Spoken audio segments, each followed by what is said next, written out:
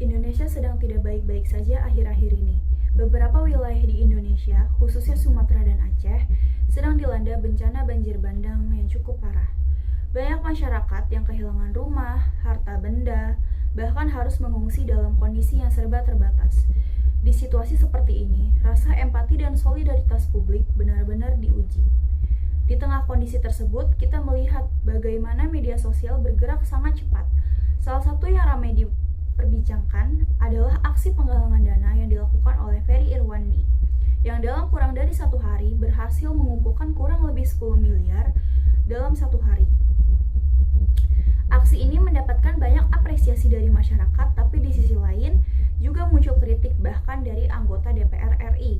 Menariknya, Wakil Presiden RI justru menyatakan dukungannya terhadap aksi tersebut. Di sini kita bisa melihat bahwa isu ini bukan cuma soal donasi, tapi juga soal komunikasi, kekuasaan, dan juga legitimasi di era digital. Kalau kita lihat dari perspektif komunikasi massa, media sosial saat ini punya peran yang sangat amat besar.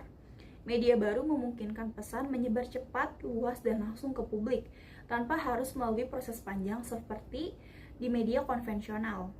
Siapapun yang punya audiens dan kepercayaan bisa menjadi komunikator yang efektif. Nah, dalam konteks ini, Ferry Irwandi bisa dilihat sebagai opinion leader di media digital. Ia punya kredibilitas, punya pengikut, dan yang paling penting, ia juga mempunyai kepercayaan publik. Nah, faktor inilah yang membuat ajakan donasinya mendapat respons yang luar biasa. Kalau kita masuk ke perspektif media baru, fenomena ini juga menunjukkan adanya budaya partisipatif, yang dimana masyarakat tidak lagi sekedar menonton atau membaca berita, tapi ikut terlibat langsung, mulai dari berdonasi, membagikan informasi, dan juga membuat narasi solidaritas di media sosial. Artinya, publik itu tidak lagi pasif, tetapi juga aktif. Lalu muncul pertanyaan yang sering diperdebatkan, apakah penggalangan dana bencana ini bisa menjadi ajang personal branding? Secara jujur, dalam kajian komunikasi, personal branding itu hampir tidak bisa dihindari. Ketika seseorang tampil di ruang publik, apalagi di media sosial, citra pasti akan terbentuk. Tapi yang penting bukan soal atau tidaknya personal branding, melainkan niat dan dampaknya. Kalau popularitas muncul sebagai efek samping dari aksi kemanusiaan, bukan sebagai tujuan utama, maka itu berjalan secara alamiah. Bahkan di era media baru seperti sekarang ini, personal branding justru bisa menjadi alat untuk memperkuat pesan, sosial, dan juga kemanusiaan. Kontroversi yang muncul antara elit politik dan influencer juga menunjukkan adanya pergeseran pola komunikasi. Sekarang legitimasi tidak hanya datang dari jabatan atau kekuasaan formal, tapi juga bisa dari kepercayaan publik di ruang digital.